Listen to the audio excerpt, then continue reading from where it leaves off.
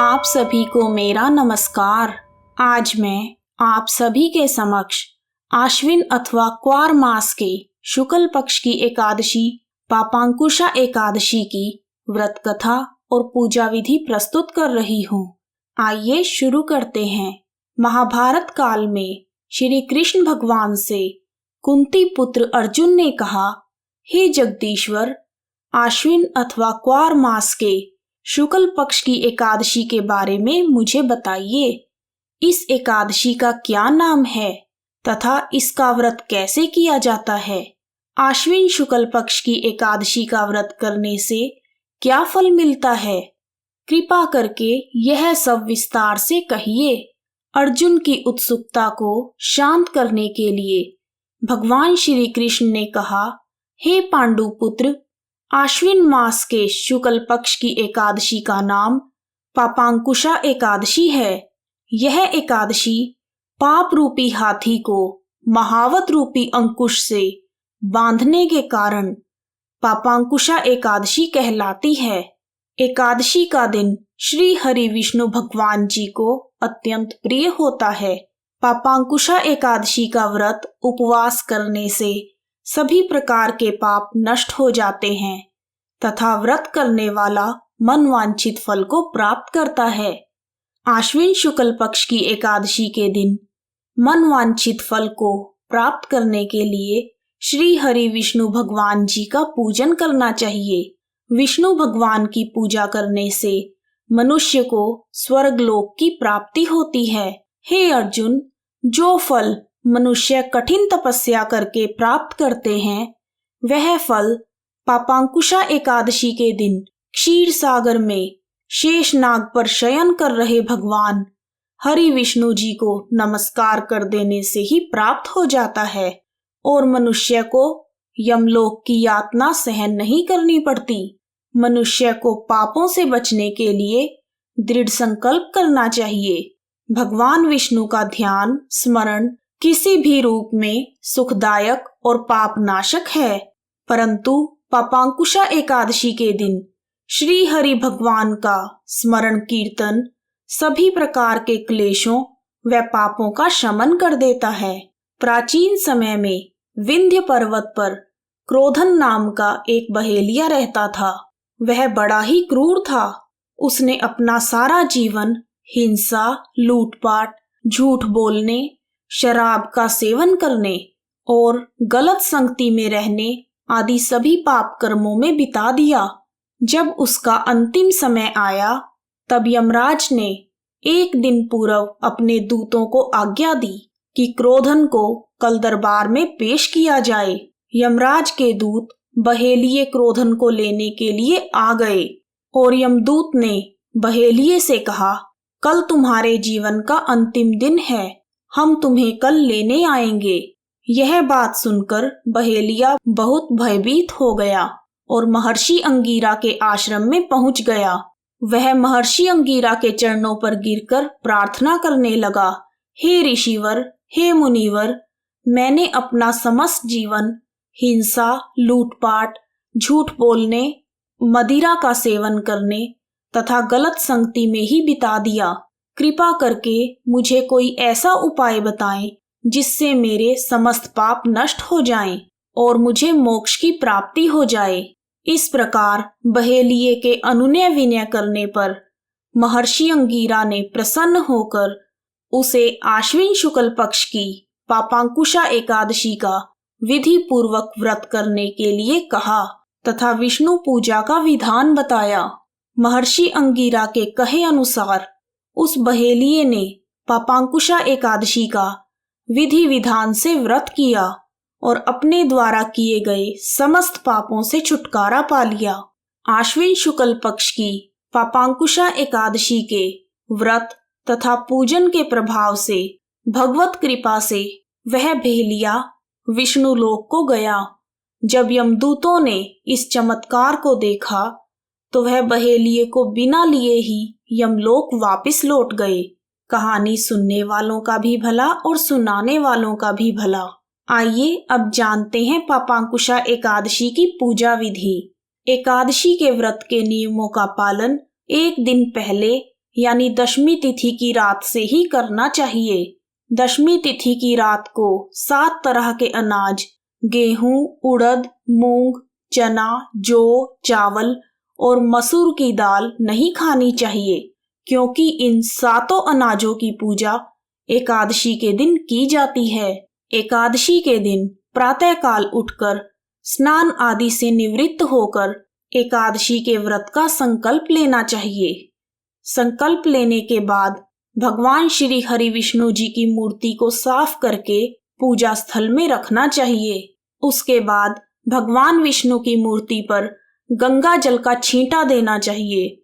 गंगा जल का छींटा देने के बाद श्री हरि विष्णु जी का रोली और अक्षत से तिलक करें और सफेद रंग के फूल चढ़ाएं। उसके बाद घी का दीपक जलाएं। फिर भगवान श्री हरि विष्णु जी के 108 नामों का जाप करें और मंत्र जाप करें। श्री हरि विष्णु जी के मंत्र और नाम का जाप करने के बाद पापांकुशा एकादशी की व्रत कथा सुने। उसके बाद भगवान श्री हरि को भोग लगाएं। पापांकुशा एकादशी का व्रत करते हुए किसी भी एक समय फलाहार लिया जाता है। यदि आप निराहार रहकर व्रत कर सकते हैं तो यह बहुत ही अच्छा है, परंतु यदि आप निराहार ना रह पाएं तो एक समय फलाहार करें और व्रत के अगले दिन द्वादशी तिथि को ब्राह्मण को भोजन करवाकर और अन्न का दान करने के बाद व्रत का पारण करें। आइए अब जानते हैं श्री विष्णु भगवान जी का स्तुति मंत्र। शांताकारं भुजंग शयनं पद्मनाभं सुरेशं विश्वाधारं गगन सदृशं मेघवर्णं शुभांगं लक्ष्मीकान्तं कमलनयनं योगिभिर्ध्याननगम्यं वन्दे विष्णुं भवभयहरं सर्वलोकैकनाथम्। अर्थात जिनकी आकृति अतिशय शांत है, जो शेष नाग की शैया पर शयन करते हैं, जिनकी नाभि में कमल है, जो देवताओं के भी ईश्वर और समस्त जगत के आधार हैं, जो आकाश के सदृश सब जगह व्याप्त हैं, नील मेघ के समान जिनका वर्ण है, अतिशय सुंदर जिनके संपूर्ण अंग हैं, जो योगियों द्वारा ध्यान करके प्राप्त किए जाते हैं, जो समस्त लोकों के स्वामी हैं, जो जन्म मरण रूपी भय का नाश करने वाले हैं, ऐसे लक्ष्मीपति कमल नयन भगवान श्री विष्णु को मैं नमस्कार करती हूँ। मैं उन्हें प्रणाम करती हूँ। हरे कृष्णा कृष्णा कृष्णा हरे हरे, हरे कृष्णा कृष्णा कृष्णा हरे हरे, हरे रामा रामा रामा हरे हरे। ऐसा माना जाता है कि यह मंत्र भगवान श्री हरि विष्णु जी का अत्यंत प्रिय मंत्र है। इस मंत्र का जाप करने से हर प्रकार की कठिनाइयों से मुक्ति मिलती है और भगवान श्री हरि का आशीर्वाद प्राप्त होता है। इस मंत्र का जाप यदि तुलसी की माला पर किया जाए तो बहुत ही अच्छा होता है। जय श्री हरि विष्णु भगवान। आइए अब शुरू करते हैं एकादशी माता की आरती। ओम जय एकादशी माता मैया, जय एकादशी माता। विष्णु पूजा व्रत धारण कर शक्ति मुक्ति पाता।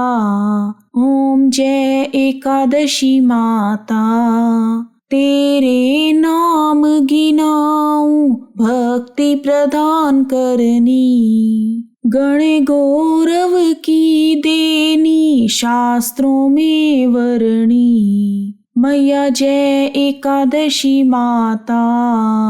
मार्ग शीर्ष के कृष्ण पक्ष की उत्पन्ना, विश्वतारिणी जन्मी। शुक्ल पक्ष में मोक्षदा मुक्तिदाता बनी। ओम जय एकादशी माता। पोष कृष्ण पक्ष की सफला नामक है। शुक्ल पक्ष में पुत्रदा आनंद अधिक रहे। ओम जय एकादशी माता। नाम षटतिला माघ मास कृष्ण पक्ष में आवे। शुक्ल पक्ष में जया विजय सदा पावे। ओम जय एकादशी माता। विजया फागुन कृष्ण पक्ष शुक्ल में आमल की। पाप मोचनी कृष्ण पक्ष चैत्र महाबली की। ओम जय एकादशी माता। चैत्र शुक्ल में कामदा धन देने वाली। नाम वरुथनी कृष्ण पक्ष वैशाख माह वाली। मैया जय एकादशी माता। शुक्ल पक्ष में मोहिनी अपरा ज्येष्ठ कृष्ण पक्षी।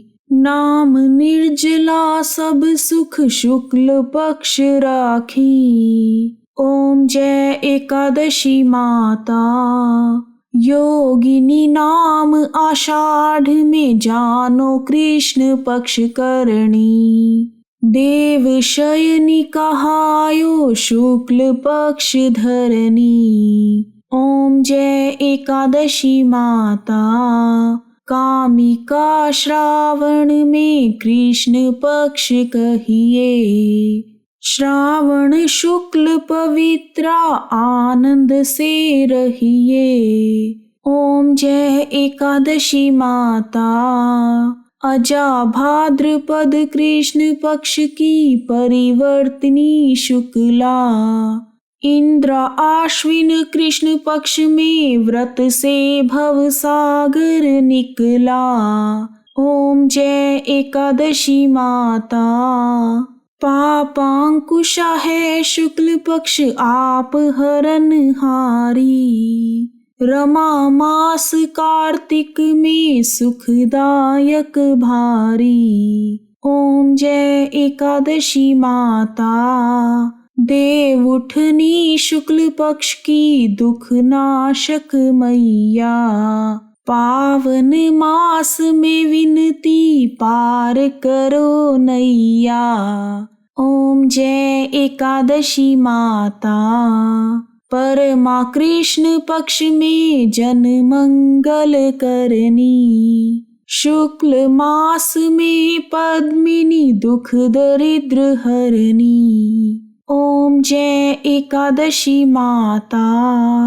एकादशी माता की आरती जो प्रेम से गावे। जन गुर दिता स्वर्गवासा निश्चय वह पावे। ओम जय एकादशी माता। जय एकादशी माता। मैया जय एकादशी माता।